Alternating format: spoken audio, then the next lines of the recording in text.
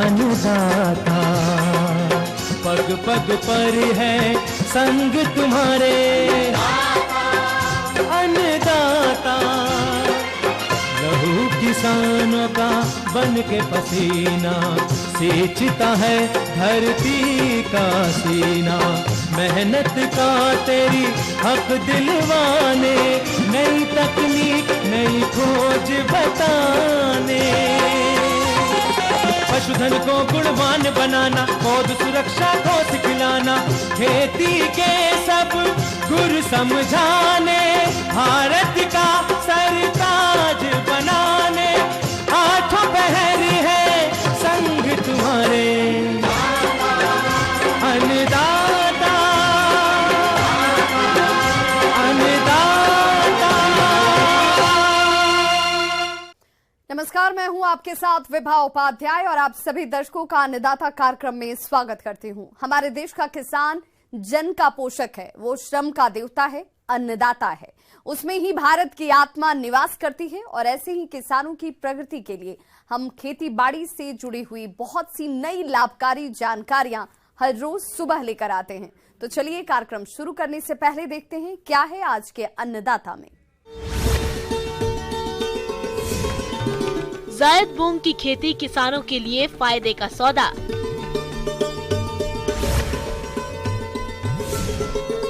कटहल के बाग में किए जाने वाले जरूरी कार्य।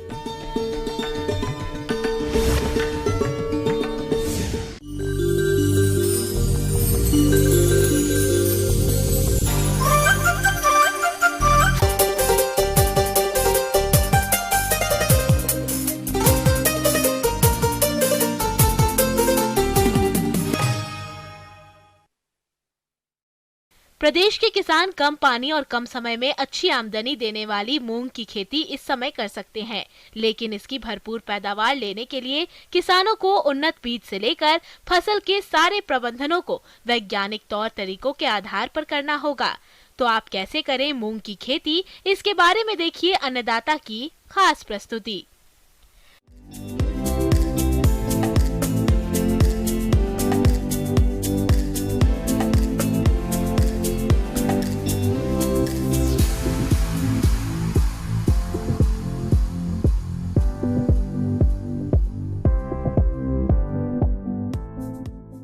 किसान भाइयों, मूंग ग्रीष्म और खरीफ दोनों मौसम में उगाई जाने वाली प्रमुख दलहनी फसल है, जो कम समय में पककर तैयार हो जाती है। इसके दाने का प्रयोग मुख्य रूप से दाल के लिए किया जाता है। दलहनी फसल होने के कारण इसकी जड़ों में गठाई पाई जाती है, जो कि वायुमंडलीय नाइट्रोजन का मृदा में स्थिरीकरण करती है। मूंग की फसल से अधिक उत्पादन लेने के लिए उन्नतशील प्रजातियों का चयन करना जरूरी होता है। तो आप गर्मी के मौसम में अच्छे उत्पादन के लिए TGM 3, जवाहर मूंग 721, K 851, HUM 1, PDM 11, पूसा विशाल आदि में से किसी भी किस्म का चयन करके बुआई कर सकते हैं। मूंग की खेती के लिए दोमट से बलुअर दोमट भूमियां जिनका pH मान 7.0 से 7.5 हो, इसके लिए उत्तम है। इसके अलावा खेत में जल निकास की उत्तम व्यवस्था होनी चाहिए। ग्रीष्मकालीन मूंग की खेती के लिए रबी फसलों को कटने के तुरंत बाद खेत की जुताई कर 4 से 5 दिन छोड़ देना चाहिए। उसके बाद खेत का पलेवा कर दें और पलेवा के बाद 2 से 3 जुताइयां देशी हल या कल्टीवेटर से कर पाटा लगाकर खेत को समतल और भुरभुरा बनाएं। किसान भाइयों, किसी भी फसल से अधिक उत्पादन प्राप्त करने के लिए खाद और उर्वरकों का संतुलित मात्रा में प्रयोग करना होता है। इसी बात को ध्यान में रखते हुए मूंग की फसल में nitrogen 20 kilogram, phosphorus 40 kilogram, potash 20 kilogram और गंधक 25 किलोग्राम प्रति हेक्टेयर की दर से खेत की तैयारी के समय आधार खाद के रूप में उपयोग करें। किसान भाइयों, ग्रीष्मकालीन मूंग की बुआई 15 मार्च तक कर देना चाहिए। बोनी में देरी होने पर फूल आते समय तापक्रम में वृद्धि के कारण फलियां कम बनती हैं, जिससे मूंग की उपज प्रभावित होती है। किसान भाइयों, गर्मी में कतार विधि से बुआई के लिए मूंग का 25 से 30 किलोग्राम बीज प्रति हेक्टेयर पर्याप्त होता है, लेकिन रोगों के प्रकोप से फसल को बचाने के लिए बुआई से पूर्व बीज को कार्बेंडाजिम दवा 3 ग्राम प्रति किलोग्राम बीज की दर से बीज को उपचारित करने के बाद इस उपचारित बीज को राइजोबियम कल्चर की 5 ग्राम मात्रा प्रति किलो बीज के हिसाब से उपचारित करके ही बुआई करें। गर्मी के मौसम में इस फसल से अच्छा उत्पादन प्राप्त करने के लिए हल के पीछे कतारों में बुआई करना उपयुक्त रहता है। तो मूंग फसल के लिए कतार से कतार की दूरी 20 से 22 सेंटीमीटर रखी जाती है और पौधों से पौधों की दूरी 10 से 15 सेंटीमीटर रखते हुए 4 सेंटीमीटर की गहराई पर बोनी करें। मूंग की फसल में निंदा नियंत्रण सही समय पर नहीं करने पर फसल की उपज में 40 से 60% तक की कमी हो सकती है। फसल व खरपतवार की प्रतिस्पर्धा की क्रांतिक अवस्था मूंग में प्रथम 30 से 35 दिनों तक रहती है। इसलिए प्रथम निदाई गुड़ाई 15 से 20 दिनों पर और दूसरी 35 से 40 दिन पर करना चाहिए।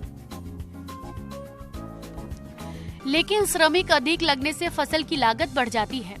इन परिस्थितियों में निंदा नियंत्रण के लिए निंदानाशक रसायन का छिड़काव करने से भी खरपतवार का प्रभावी नियंत्रण किया जा सकता है। इसके लिए आप पेंडिमिथिलीन दवा की 3.3 लीटर दवा को 700 लीटर पानी में घोलकर प्रति हेक्टेयर की दर से बीज बुआई के 72 घंटों के अंदर छिड़काव करने पर मूंग की फसल में खरपतवार नहीं उगते हैं। किसान भाइयों, मूंग की फसल में बसंत और ग्रीष्म ऋतु में 10 से 15 दिन के अंतराल पर सिंचाई की आवश्यकता होती है। फसल पकने के 15 दिन पूर्व सिंचाई बंद कर देना चाहिए। खेत में पानी का भराव होने पर फालतू पानी को खेत से निकालते रहना चाहिए, जिससे मृदा में वायु संचार बना रहता है। तो किसान भाइयों, इन बताई गई बातों को ध्यान में रखते हुए यदि आप गर्मी के मौसम में मूंग की खेती करते हैं तो आपको आने वाले समय में अधिक उत्पादन की प्राप्ति होगी। किसान भाइयों, अभी तक आपने खेती से जुड़ी हुई कुछ उपयोगी जानकारियां देखी। अब लेते हैं एक छोटा सा ब्रेक, जल्द लौटेंगे और कार्यक्रम में आगे भी है खेती बाड़ी से जुड़ी हुई महत्वपूर्ण जानकारियां, तो बने रहिए हमारे साथ।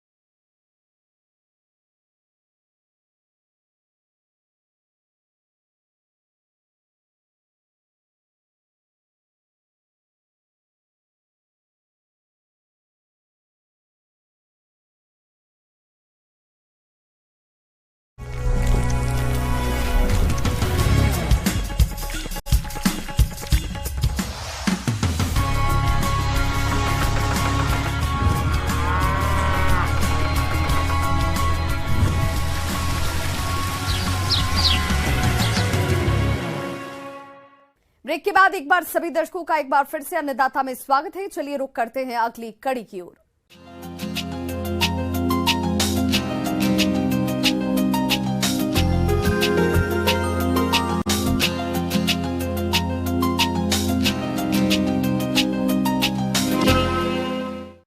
किसान भाइयों, कटहल की बागवानी की सबसे बड़ी खासियत ये है कि इसके बागों की ज्यादा देखरेख करने की जरूरत नहीं पड़ती है। कटहल का उपयोग आमतौर पर लोग सब्जी, अचार इत्यादि बनाने के लिए करते हैं। कटहल की बागवानी किसानों के लिए काफी मुनाफेदार मानी जाती है। तो आइए जानते हैं कटहल के बाग में इस समय किए जाने वाले जरूरी कार्यों के बारे में। फल अनुसंधान केंद्र इटखेड़ी, जिला भोपाल के विषय विशेषज्ञ प्रवीण बर्डे से।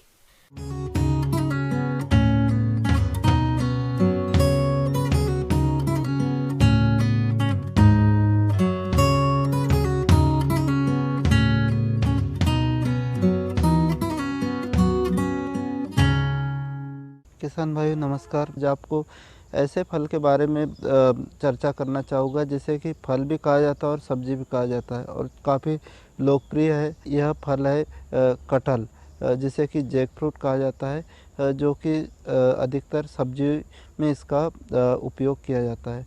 साथ में इसका उपयोग जैसे कि अचार वगैरह में होता है। कटहल की खेती लगभग पूरे देश में की जाती है। इसके बावजूद कटहल की खेती में असम का स्थान सर्वोत्तम है। इसके अतिरिक्त मध्य प्रदेश, छत्तीसगढ़, उत्तर प्रदेश, बिहार, झारखंड, पश्चिम बंगाल और दक्षिण भारत के राज्यों में भी इसकी बागवानी बड़े पैमाने पर की जाती है। इसकी बागवानी के लिए ज्यादा कुछ ध्यान देने की जरूरत नहीं होती है। कटहल के फल को कच्चे तथा पक्के दोनों प्रकार से उपयोग करते हैं, लेकिन सब्जी में इसका स्थान ज्यादा है। इसके बागों की सही से देखभाल करें तो कटहल का अधिक पैदावार ले सकते हैं। कटहल के बारे में निंदाई गुड़ाई भी जैसे सभी फलों में करते हैं, वैसे ही कटहल में भी निंदाई गुड़ाई की आवश्यकता होती है। पौधा लगाने के बाद से 1 वर्ष तक पौधों की अच्छी देखरेख करनी चाहिए। पौधों के थालों में समय समय पर खरपतवार निकालकर निराई गुड़ाई करते रहना चाहिए। साथ ही पौधों को रोपाई की शुरुआत में कुछ वर्ष तक सर्दी के मौसम में 15 दिनों के अंतराल पर और गर्मी के मौसम में प्रति सप्ताह सिंचाई करते रहना चाहिए। अगर पौधा बड़ा हो गया है तो गर्मी के दिनों में प्रत्येक 15 दिन में तथा सर्दी के मौसम में 1 महीने में सिंचाई करना चाहिए। पोषण प्रबंधन भी काफ़ी महत्वपूर्ण होता है, क्योंकि किसानों की काफ़ी समस्या होती है कि कटहल में फल नहीं लगते। किसान क्या करता है, कटहल लगा देता है, उसके बाद में उसमें कोई भी खाद एवं उर्वरक का प्रयोग नहीं करता है, तो इस कारण इसमें पोषक तत्वों की कमी आती है और साथ में फलन नहीं आता है। पौधे 10 वर्ष के हो जाएं, तब उसमें 80 से 100 किलोग्राम गोबर की खाद, 1 kilogram urea, 2 kilogram single super phosphate तथा 1 किलोग्राम म्यूरेट ऑफ पोटाश प्रति वर्ष जुलाई अगस्त में देते रहना चाहिए। नए पौधों में 3 वर्ष तक उचित ढांचा देने के लिए काट छांट करते रहना चाहिए और कटे स्थान पर बोर्डो पेस्ट लगाएं एवं ढांचा देते समय ध्यान रखना चाहिए कि तने पर 2 मीटर ऊंचाई तक किसी भी शाखा को नहीं निकलने दें। उसके ऊपर 3 से 4 अच्छी शाखाओं को चारों तरफ बढ़ने देना चाहिए। इसमें क्या होता है कि एक ही पौधे पर 2 तरीके के फूल आते, नर एवं मादा, तो इसमें जो नर फूल है वो झड़ जाते हैं और जो मादा फूल है उससे कटहल बनता है। तो इसमें हमें इस बात का ध्यान रखना है कि कटहल जब भी लगाए उसमें एक पौधा नहीं लगाए, साथ में करीब 2-4 पौधे साथ में लगाए, जिससे कि इसमें परागण हो सके और कटहल इसमें फूल जाए। ऐसे तो कटहल के पेड़ में रोग तथा कीट का प्रकोप बहुत कम होता है, लेकिन इसमें लगने वाला प्रमुख रोग फल सड़न है। ये रोग राइजोपस आर्टोकार्पाई नामक कवक के कारण होता है। इसका प्रकोप फल की छोटी अवस्था में होता है। इसके कारण कटहल के फल सड़कर गिरने लगते हैं और इस रोग की रोकथाम के लिए डाइथेन M45 2 ग्राम दवा प्रति लीटर पानी की दर से घोलकर 15 दिनों के अंतराल पर 2 से 3 छिड़काव करने चाहिए। तना छेदक कीट लगता है जो कि तने को नुकसान पहुंचाता है, तना खा लेता है और पौधा कमजोर होकर पौधे को सुखाने लगता है। तना बेधक कीट के नवजात पिल्लू कटहल के मोटे तने एवं डालियों में छेद बनाकर नुकसान पहुंचाते हैं। अधिक प्रकोप की अवस्था में मोटी मोटी शाखाएं सूख जाती हैं एवं फसल को प्रभावित करती हैं। इसके नियंत्रण के लिए क्षेत्र को किसी पतली तार से साफ करके नुबान दवा या केरोसिन तेल की 4-5 बूंद रुई में डालकर गीली चिकनी मिट्टी से बंद कर दें। इस प्रकार से गंध के प्रभाव से पिल्लू मर जाते हैं और तने में बने छिद्र धीरे धीरे भर जाते हैं। मिलीबग कीट फल, फूल एवं डंठलों का रस चूसता है, जिससे फल और फूल झड़कर गिर जाते हैं।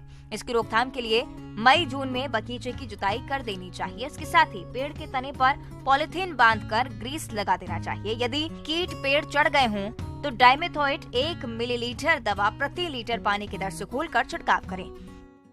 यदि हम कटहल की बागवानी वैज्ञानिक तरीके से हम करते हैं तो हम अच्छा उत्पादन प्राप्त करने के साथ में अच्छी आय भी प्राप्त कर सकते हैं। धन्यवाद।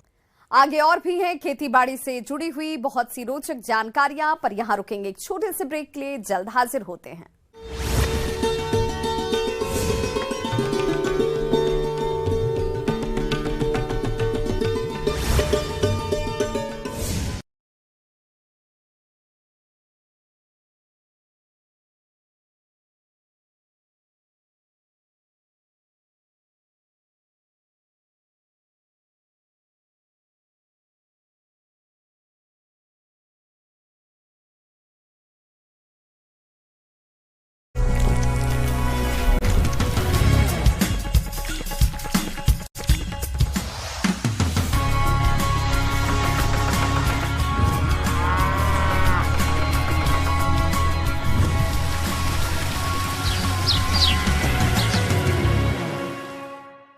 ब्रेक के बाद एक बार फिर से आप सभी दर्शकों का अन्नदाता कार्यक्रम में स्वागत है। बढ़ते हैं अपनी अगली प्रस्तुति की ओर।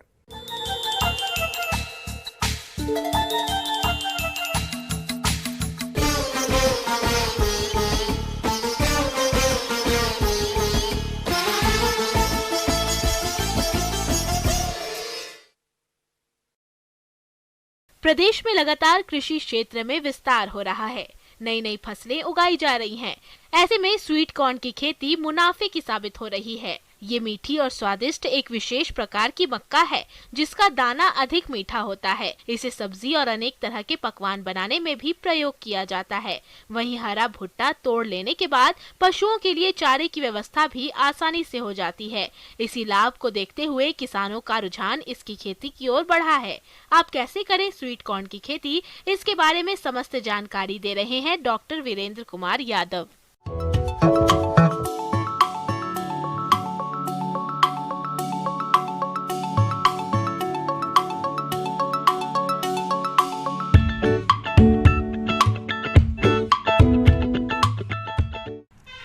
किसान भाइयों, मीठी मक्का यानी स्वीट कॉर्न हम लोगों के लिए बहुत ही लाभदायक है और इसे एक व्यावसायिक खेती के रूप में अपना सकते हैं।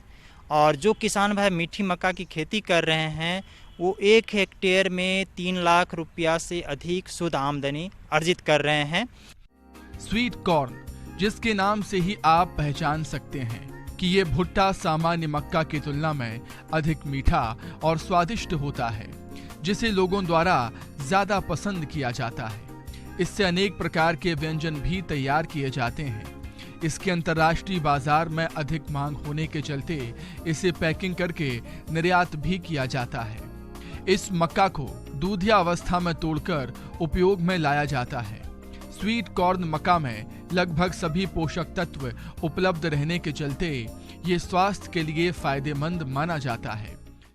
अधिक आमदनी अर्जित करने के लिए 2 मुख्य बातें हैं। एक तो अच्छे किस्म का चुनाव और दूसरा अच्छी शस्य प्रक्रिया। अच्छे किस्म की चुनाव के लिए व्यावसायिक खेती के लिए सुगर N75 ये किस्म है और हाइब्रिड है। इसके अलावा कुछ किस्में हैं जैसे कि मीठी, एक तीसरी किस्म है मिठास, और एक नया किस्म इंडियन इंस्टीट्यूट ऑफ मेज रिसर्च लुधियाना से रिलीज हुआ है जिसका नाम है IIMB 1532 और एक दूसरी है 1539। तो ये सारी स्वीट कॉर्न की किस्में हैं। तो इन किस्मों में से किसी का भी चुनाव करके किसान भाई स्वीट कॉर्न की खेती कर सकते हैं। किसान भाइयों, इसकी खेती के लिए अच्छे जल निकास वाली दोमट मिट्टी, जिसमें जैविक पदार्थ अधिकांश मात्रा में हों, अच्छी होती है। खेत की तैयारी के समय एक जुताई मिट्टी पलटने वाले हल से और 2 जुताइयां देसी हल या कल्टीवेटर से करके पाटा लगाकर खेत को भुरभुरा व समतल कर लेना चाहिए। अब बात आती है खाद और पोषक तत्व प्रबंधन की। खाद की मात्रा को जरूर ध्यान में रखना चाहिए।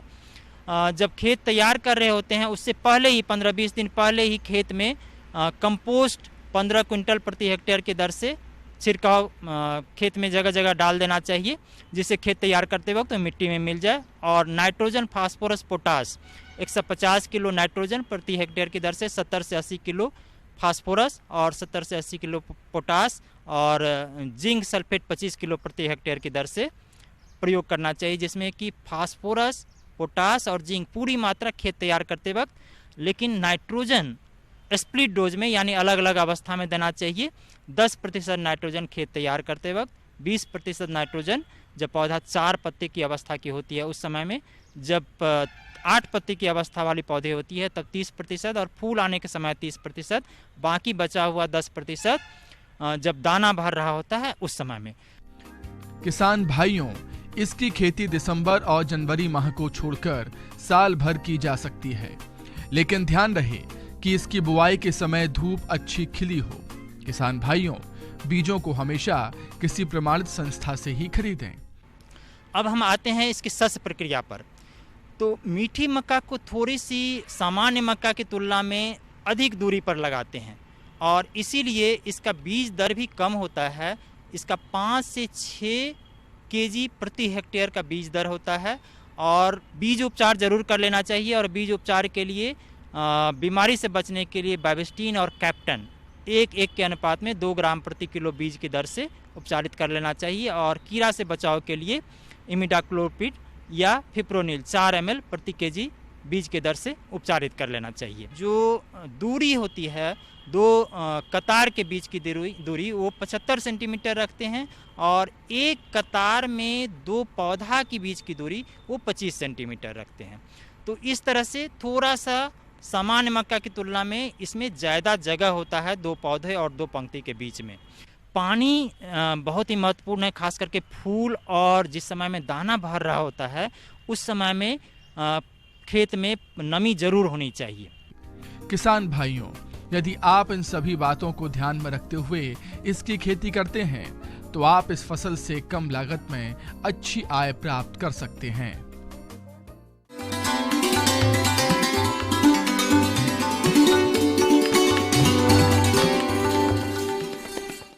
अन्नदाता हेल्पलाइन निःशुल्क फोन संपर्क सेवा के माध्यम से आपके द्वारा पूछे गए प्रश्नों में से एक या दो महत्वपूर्ण प्रश्न को हम अपने कार्यक्रम में शामिल करते हैं और इसी के तहत आज किसान का सवाल और उनका जवाब इस प्रकार से है।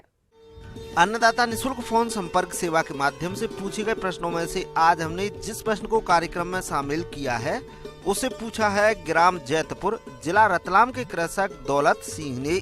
ये हरे चारे से साइलेज बनाने के बारे में जानकारी चाहते हैं। तो दौलत सिंह जी, आपकी जानकारी के लिए प्रस्तुत है कार्यक्रम का ये अंश। साइलेज एक ऐसी व्यवस्था है जिसमें किसान जब उनके पास हरा चारा ज़्यादा हो उसको वो उस समय के लिए प्रिजर्व कर सकते हैं जिस समय चारे की कमी हो जाती है।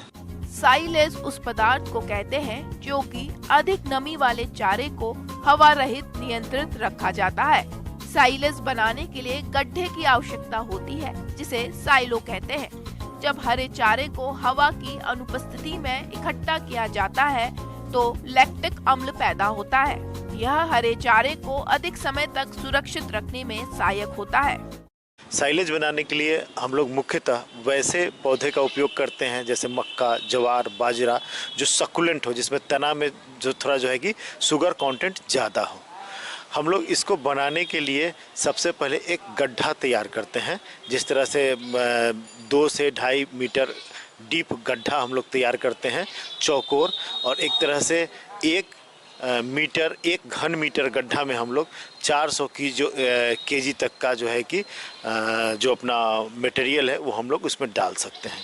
इसके लिए पहला प्रिपरेशन हम लोग क्या करेंगे कि हम ध्यान रखेंगे कि जिस पौधे का हम साइलेज बनाते हैं उसको हम तभी काटेंगे वो 50% फ्लावरिंग स्टेज होना चाहिए, कंप्लीट उसमें फ्रूट नहीं आना चाहिए, और जस्ट वो पौधों में फूल लग गया है, 50% पौधों में फल नहीं आया है, उस समय उस पौधे का न्यूट्रिशन लेवल सबसे ज़्यादा होता है जानवरों के लिए। अच्छा साइलेज बनाने के लिए यह आवश्यक है कि फसल का चुनाव अच्छी प्रकार से किया जाए और उसे ठीक अवस्था में काट कर कुट्टी बनाई जाए। जिस चारे की फसल में सकरा अच्छी तरह नहीं मिलेगा तो अच्छा साइलेज नहीं बनेगा। अच्छा साइलेज बनाने के लिए चारा फसलों की कटाई फूल आने की अवस्था में करनी चाहिए। अनाज वाली हरी फसलें जैसे मक्का, बाजरा, ज्वार, जई, बरसीम साइलेज बनाने के लिए सही है। इन फसलों में सकरा की मात्रा अधिक होने के कारण प्राकृतिक कीड़वन अच्छा होता है। दलहनी फसलों के साथ अगोला और धान कर हरा पौधा मिलाकर उसके ऊपर लगभग 3 से 5% सीरा मिलाकर उत्तम किस्म का साइलेज तैयार कर सकते हैं। हम वैसे पौधे जब हमारे रहेंगे तब हम उसको काटेंगे और छोटा छोटा 3 से 4 इंच का टुकड़ा उसको काट के हम तैयारी करेंगे। हमारा एक गड्ढा बना हुआ है जो कि 2.5 से 3 मीटर डीप रहेगा, और हम लोग अपने पशुओं के आवश्यकता के अनुसार हम उस गड्ढे का लंबाई चौड़ाई डिसाइड करेंगे।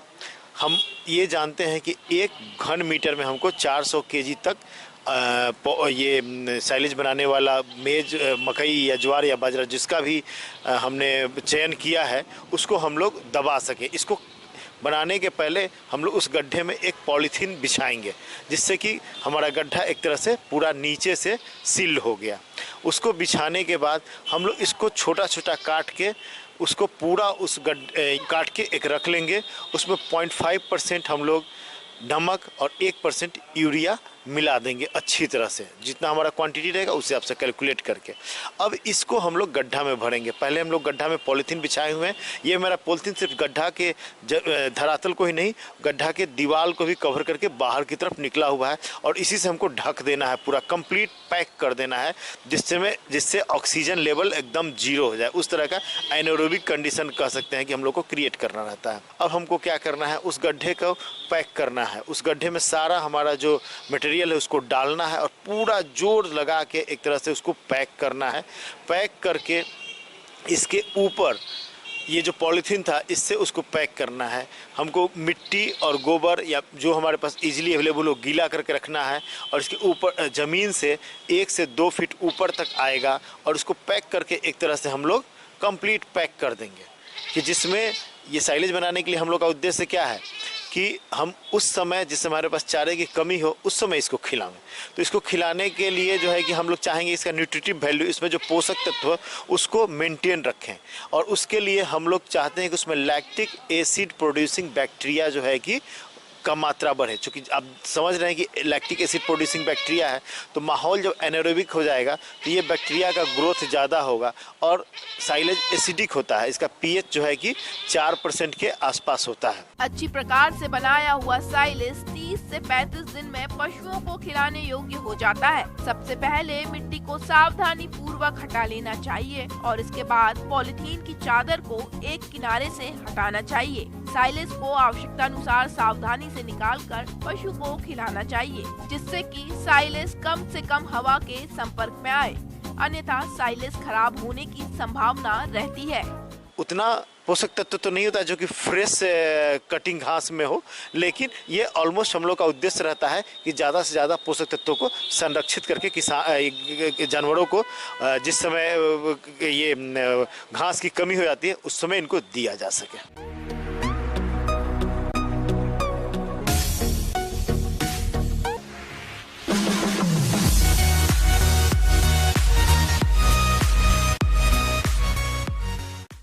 आइए अब एक नजर डालते हैं राज्य के कुछ चुनी हुई मंडियों के प्रमुख फसलों के बाजार भाव पर।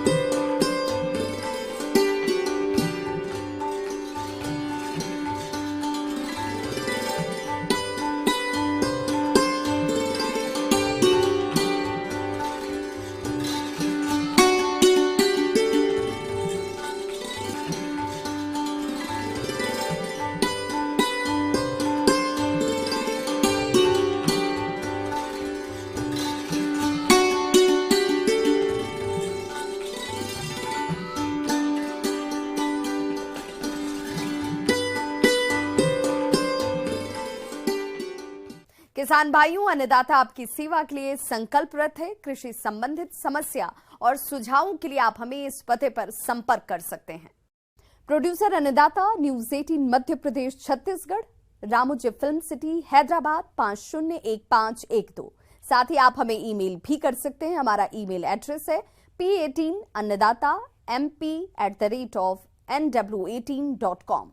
इसके अतिरिक्त आप हमें निःशुल्क हेल्पलाइन नंबर 180088922163 पर सोमवार से शनिवार सुबह 10 बजे से शाम 4 बजे के बीच संपर्क भी कर सकते हैं। किसान भाइयों, अब समय हो रहा है आपसे विदा लेने का, तो हमारी अन्नदाता टीम को दीजिए इजाजत। कल फिर से होगी आपसे मुलाकात कृषि संबंधित कुछ और महत्वपूर्ण जानकारियों के साथ। नमस्कार।